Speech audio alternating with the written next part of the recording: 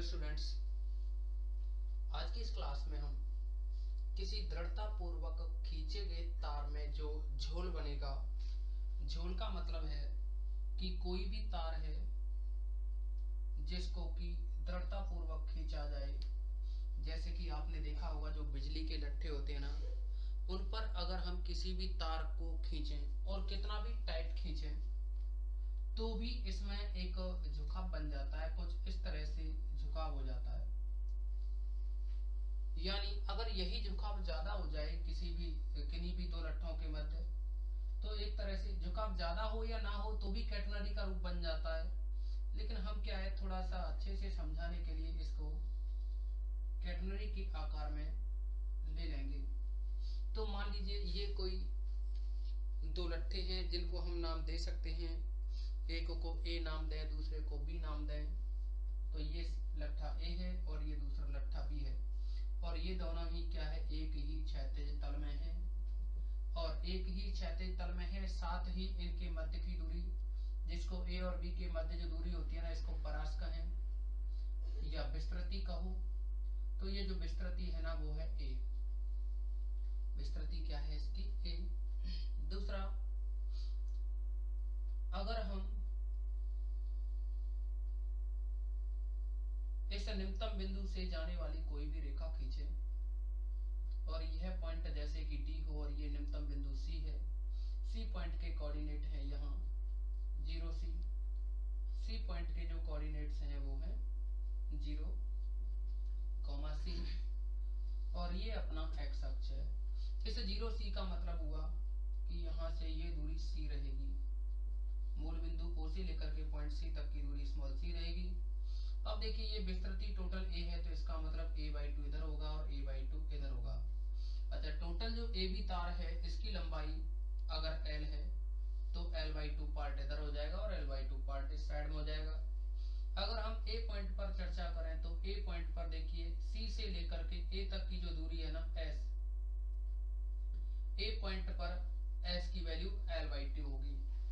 s की value क्या होगी ए पॉइंट पर l/2, और यानी ए पॉइंट की बात कर रहे हैं। यहाँ आप ये कह सकते हो a पर s इज इक्वल टू तो l/2 बनेगी।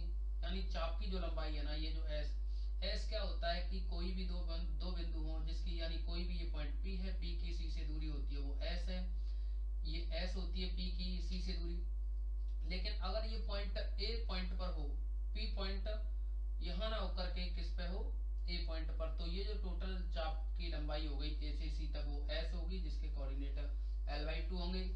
लेकिन आप देखोगे कि ये जो दूरी है वो x अक्ष की दूरी है, तो ये रहेगी x का मान a/2। x का मान क्या रहेगा यहाँ a/2, इस जगह x is equal to a/2 रहेगा। ओके स्टूडेंट्स, तो हम ये कह सकते हैं कि माना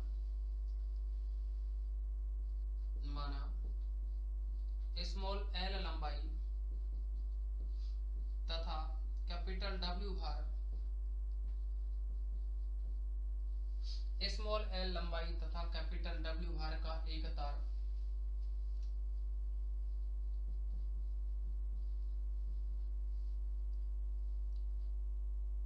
दो खंभों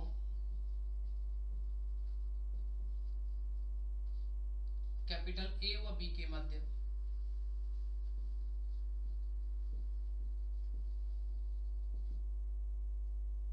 खिंचा है, या एक शब्द जोड़ सकते हैं दृढ़ता पूर्वक खिंचा है, यानी बहुत ही कठिनाई के साथ उसको खींच दिया गया है। दृढ़ता पूर्वक खिंचा है।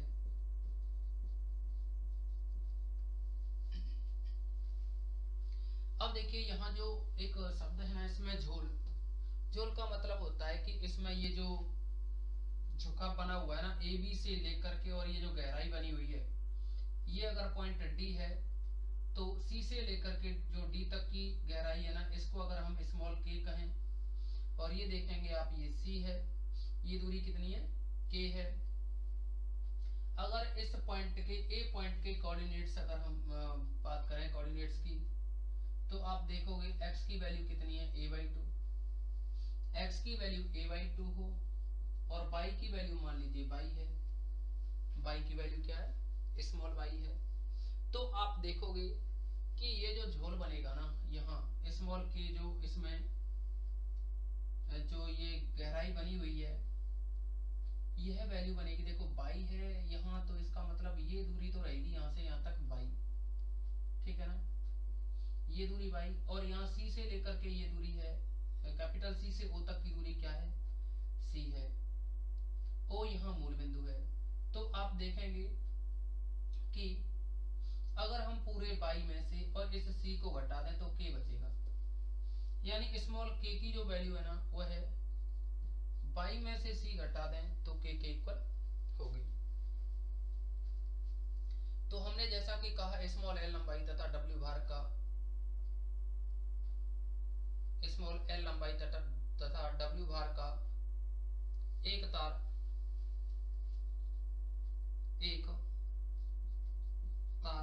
दो खंभों कैपिटल A व B के मध्य दृढ़ता पूर्वक खिंचा है। एक तार दो खंभों A तथा B के मध्य दृढ़ता पूर्वक खिंचा है। अगर हम यहाँ ये कहें कि इसकी जो विस्तृति है ना वो कितनी है, AB, या जिनके मध्य दूरी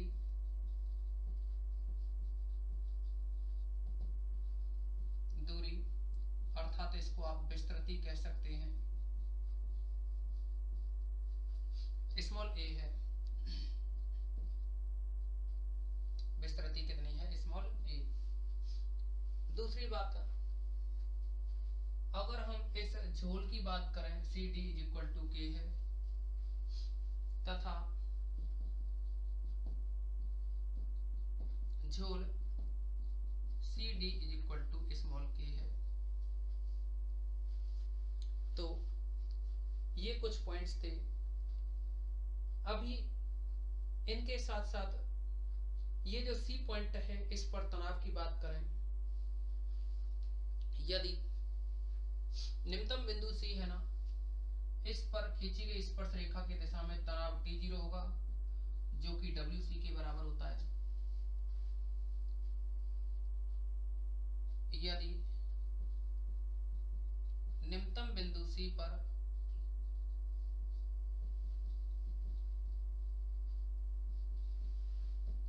तनाव T0 = WC है, एवं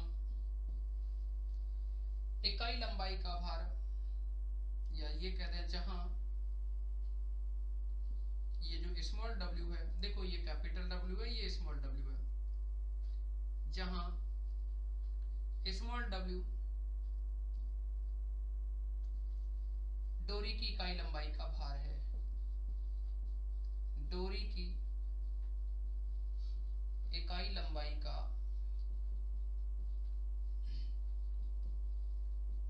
भार है, अर्थात स्मॉल w है वह L लंबाई की जो डोरी है ना, स्मॉल L लंबाई की डोरी, उसका क्या है, भार है। यानी हम ये कह सकते हैं small w = capital W/L, small w = capital W/L। Okay, अब देखिए जो कैटेनरी होती है ना, उसका समीकरण आपको हमने बताया, क्योंकि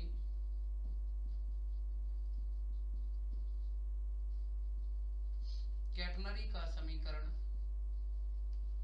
y = c cos hyperbolic x/c होता है, ऐसा हमने आपको बताया। अगर इसका एक्सपेंशन किया जाए तो y = c cos hyperbolic x का प्रसार होता है x/c प्लस 1/2 x/c का whole cube plus, sorry sine का बनता है, हम cos के एक्सपेंशन की बात कर रहे हैं, तो 1 प्लस और यहाँ आएगा 1/2 x/c का स्क्वायर प्लस, और भी टर्म्स चलती जाती हैं आगे, 1/4 x/c की पावर 4 बनेगा। तो यहाँ c का अगर मल्टीप्लाई करें तो c प्लस यह आएगा 1/2 x² 2c 2c करोगे ना तो सी स्क्वायर बनेगा, ये एक सी कैंसिल हो जाएगा तो ये सी रह जाएगा। और भी टर्म्स होंगी लेकिन उनको क्या है नगण्य मान करके छोड़ रहे हैं। यानी जब ये लट्ठे है ना तो इनके मध्य जो के होगा इस के का मान, या हम ये कहें कि जो सी है ना सी का मान क्या बहुत अधिक होगा किसकी बजाय, यानी जो सी है इसका मान क्या है बहुत ही अधिक होगा बजाय खम्भों के बीच की जो दूरी बनेगी ना x उसके। तो हम ये लिख सकते हैं, यानी ये जो ऊंचाई है ना इनमें जो झुकाव होगा देखा होगा वायर क्या है, ये जो तार होते हैं ना बहुत ऊंचाई पे होते हैं ना जमीन से, और खंबे क्या है नजदीक होते हैं। तो हम ये कह सकते हैं यहाँ वैसे भी आपको लेना होगा यहाँ इस तरह से कंडीशन, यदि C अत्यधिक है तब अगर हम x में C का भाग देंगे ना तो ये क्या है उच्च कोटि वाले पद है ना वो नगण्य हो जाएंगे, टेंस टू 0। तो उच्च घात के पदों को नगण्य मानोगे, यहाँ से आगे के जो पद होंगे इनको नगण्य मानोगे तो ये लिखोगे y = c plus x² 2c। अगर यहाँ से हम y माइनस c की वैल्यू निकालें तो इसको लिख सकते हो आप x² 2c।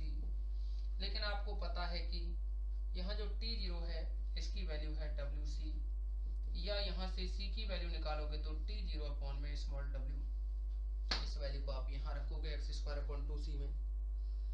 तो जो y माइनस c है, देखिए यहाँ जो y माइनस c बना है ना, जैसा कि आपको बताया y माइनस c की वैल्यू k के इक्वल है, तो आप लिख सकते हो यहाँ y माइनस c की वैल्यू k = x² 2c, और c की वैल्यू है अपने पास 2 × में c की वैल्यू है t0 w ऊपर चला जाएगा तो यहाँ से k की वैल्यू बनेगी x² w 2t0। Okay students, अब जैसा कि आपने यहाँ से k की वैल्यू निकाली और एक और फॉर्मूला होता है s = c sin hyperbolic x/c। तो s की जो वैल्यू बनती है ना उसकी बात करें अगर हम,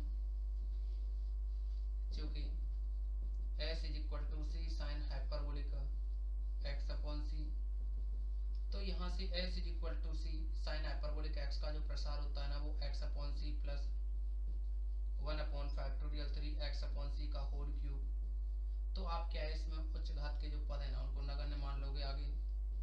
s = देखो c का गुणा करोगे ना तो x/c में c कैंसिल होगा, x बचेगा, ओनली x बचेगा यहाँ x प्लस यहाँ 1/3 का मतलब है 1/6 और ऊपर आएगा x³ अपॉन में c³ है ना, एक c का गुणा करोगे तो c² रह जाएगा, आगे के जो पद हैं उनको क्या है नगण्य मान लिया। जैसा कि हमने यहाँ लिखा था कि k की वैल्यू थी y माइनस c। अच्छा देखिए आप यहाँ x को लेफ्ट में लाएं तो x minus s = x³ upon 6c²। लेकिन अगर हम a पॉइंट के बारे में बात करें, चूंकि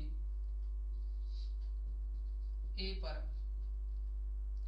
पर जो s है उसकी तो वैल्यू बनेगी l/2 तथा x की जो वैल्यू है ना x की वैल्यू रहेगी अपने पास a/2। तब अगर हम वैल्यू रखें s की तो ये है l/2, x की वैल्यू है a/2 = x³ अपॉन में 6c²। तो c की वैल्यू तो हम पहले भी डिस्कस कर चुके हैं ना, c = t0/w है। c की वैल्यू क्या है t0/w। तो आप यहाँ c की वैल्यू अगर रखोगे, c की वैल्यू रखोगे t0/w तो c² है तो ये t0² बनेगा। t0 पे स्क्वायर अपॉन में w², इसको ऊपर ले जाएं। ओके स्टूडेंट्स, अब देखिए आप, अच्छा देखो x है ना, x की वैल्यू a/2 यहाँ भी रखनी है, अभी x की वैल्यू क्या है a/2 रखनी है, तो a/2 रखनी है यहाँ, तो a/2 का क्यूब बनेगा, ये a/2 का होल क्यूब, a/2 का होल क्यूब बनाइए। अब देखो इसको सरल करेंगे तो यहाँ से 2 कॉमन लें, 2 का भाग 6 में देंगे तो 3 बार जाएगा, यहाँ रहा l माइनस a इक्वल में ये रहा ऊपर a³। अच्छा देखिए 2 की घात 3 है, 8 बनेगा, 8 नीचे आएगा। अच्छा अच्छा 8 नीचे आएगा, 8 गुणा 6 48 होगा, 48 में ये 2 कॉमन लेकर के भाग देंगे तो 24 बार जाएगा ना। ऊपर रहेगा ये डब्ल्यू स्क्वायर अपॉन में नीचे है ये टी जीरो स्क्वायर, तो ये एल माइनस ए की वैल्यू निकली। तो ये रही स्टूडेंट्स एल माइनस ए की वैल्यू। अब यहां आप ये कह सकते हो कि जो एल माइनस ए की वैल्यू निकली है ना, तो एल जो दूरी है अपने पास, ये जो एल दूरी है ना, एल दूरी, ये एल दूरी है यहां से चाप की लंबाई, टोटल तार की लंबाई ये कह सकते हैं। और ए है ना, ए है ये इसकी विस्तृति, यानी तार की लंबाई और विस्तृति का जो अंतर है, तार की लंबाई और विस्तृति का जो अंतर है वो ये बनेगा रिजल्ट। तो स्टूडेंट्स ये तो क्या था, मेन रिजल्ट्स था। अब इसकी हेल्प से कुछ प्रॉब्लम के बारे में डिस्कस करेंगे हम। तो स्टूडेंट्स जैसा कि आपके लिए इस प्रॉब्लम में कहा है कि यदि एक समान ऊंचाई के दो बिंदुओं से, मतलब किसी क्षैतिज से समान ऊंचाई पर दो बिंदु हैं, समान ऊंचाई पर क्या है, दो बिंदु हैं। मान लीजिए एक तो पॉइंट है ए, दूसरा है पॉइंट बी, और इसमें कहा है कि एक समान ऊंचाई के दो बिंदुओं से एक समान लंबाई की एक जंजीर, यानी एक समान लंबाई की, ऐसा नहीं कहीं से मोटी जंजीर हो या कहीं से पतली हो, एक समान है ये जंजीर, इस प्रकार लटकी है कि इसकी विस्तृति 2D है। 2D का मतलब ये हुआ कि ए और बी के जो मध्य की दूरी है ना, वो क्या है 2D। अगर हम यहाँ ये निम्नतम बिंदु सी हो, कैपिटल सी, कोऑर्डिनेट इसके 0 और सी हैं, कोऑर्डिनेट्स क्या है इसके, कैपिटल सी के 0, सी।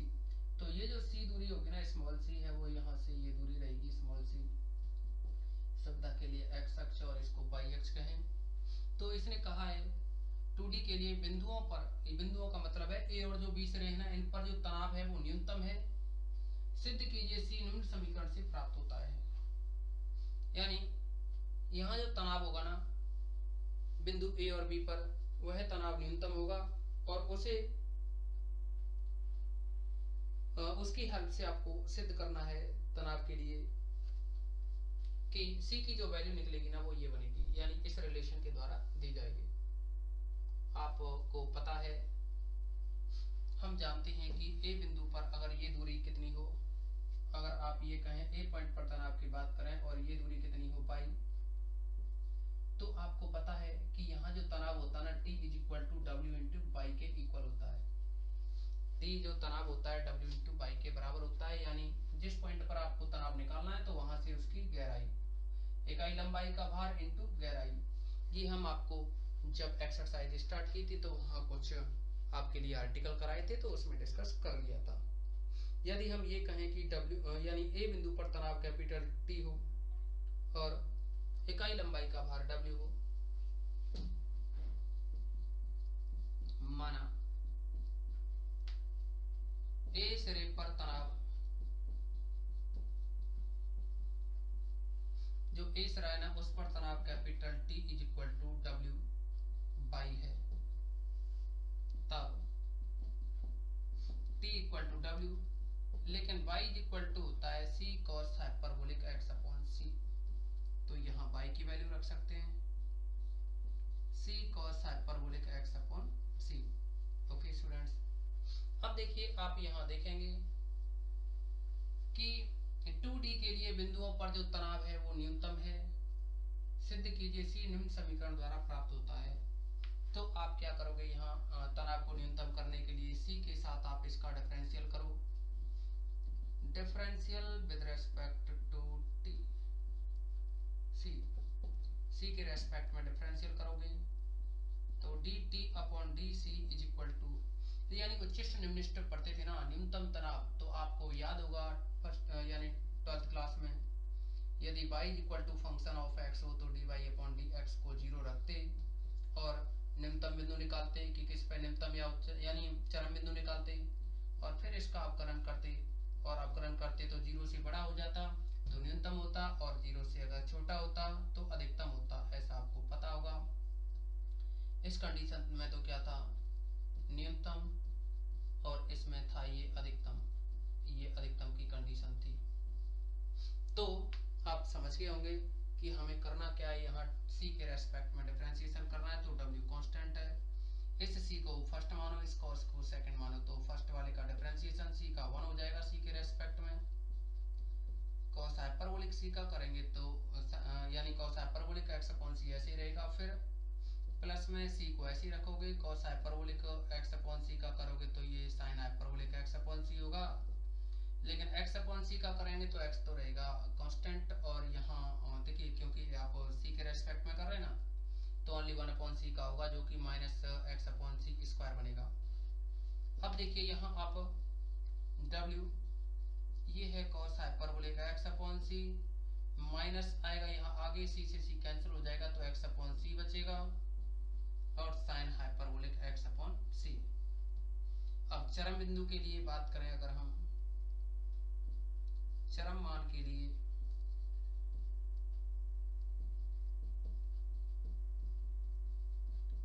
dt upon dc equal to 0, यानी ये वैल्यू 0 रखोगे, implies w cos hyperbolic x upon c minus का x upon c sin hyperbolic x upon c, ये वैल्यू आप 0 रखोगे।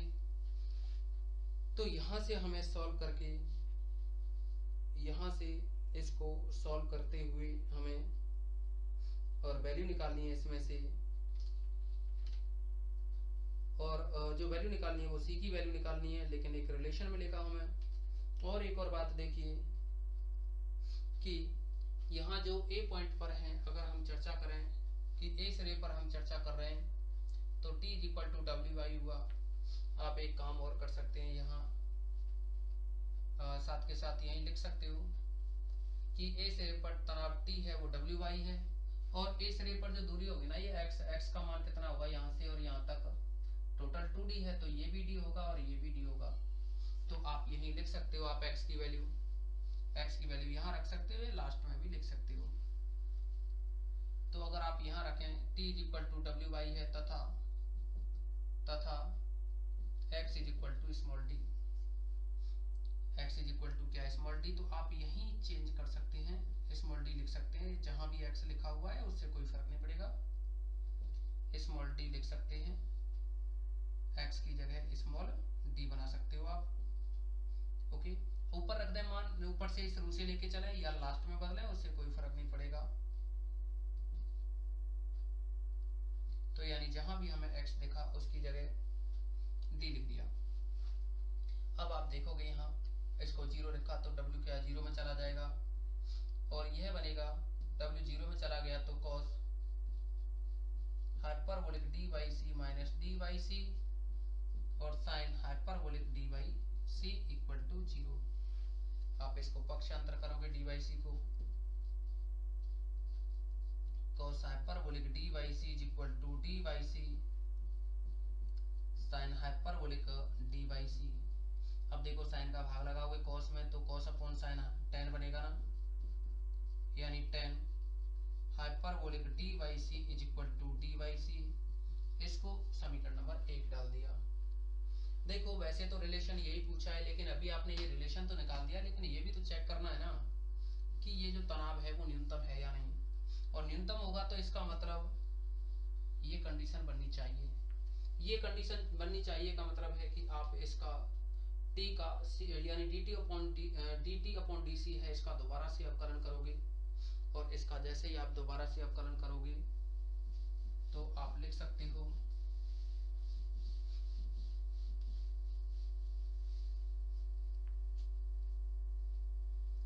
इसको कोई भी समीकरण डाल दें, जैसे कि इसको 1 डाल दिया जाए, इसको 2 डाल दिया जाए, पुनः 1 से c के सापेक्ष अवकलन करने पर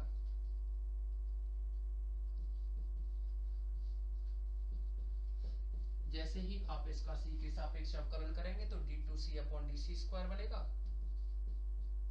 d2c upon dc square is equal to w तो कांस्टेंट रहेगा, cos हाइपरबोलिक का करोगे तो ये बनेगा sin हाइपरबोलिक dyc, और dyc का करोगे ना c के रेस्पेक्ट में तो minus D by C square होगा, क्योंकि 1/x का होता है ना -1/x स्क्वायर।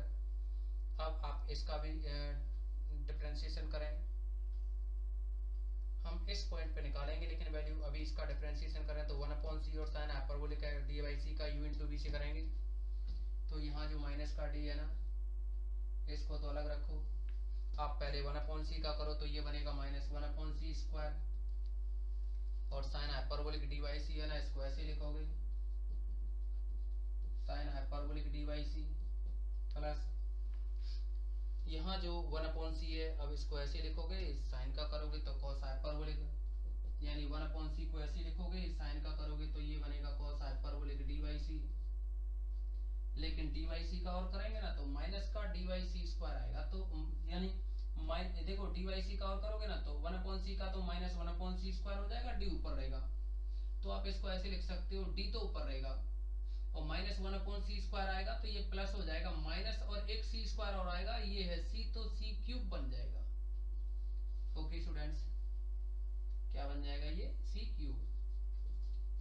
अब देखिए आप इसमें आप यहाँ या तो cos हाइपरबोलिक डी बाई सी या sin हाइपरबोलिक डी बाई सी जो भी रखना है रख लेंगे, लेकिन यहाँ देखेंगे आप नेगेटिव नेगेटिव पॉजिटिव होगा, ये पॉजिटिव बनेगा और ये भी यहाँ पॉजिटिव बनेगा, दोनों क्या रहेंगे ये पॉजिटिव, लेकिन आगे क्या है ये नेगेटिव।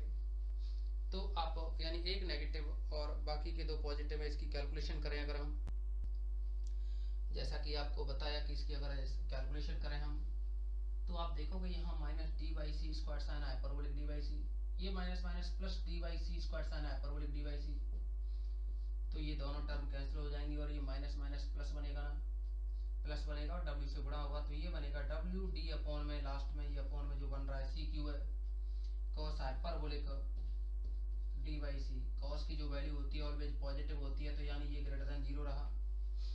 फाइनली हम ये कह सकते हैं कि जो d2t अपॉन dc स्क्वायर है इसकी वैल्यू 0 से बड़ी रही, और अगर ये 0 से बड़ी रही तो इसका मतलब t न्यूनतम होगा, तब t न्यूनतम है यदि, देखिए ये t न्यूनतम तो है लेकिन किस पॉइंट पर है, यदि sorry students cos upon sine किया था ना तो ये cot बना था, जैसा कि आपको बताया था कि ये cot hyperbolic D by C, तो ये t का मान न्यूनतम है यदि cot hyperbolic D by C is equal to, यदि cot hyperbolic D by C is equal to D by C हो। ओके, यही हमसे यहाँ प्रूफ करवाया है।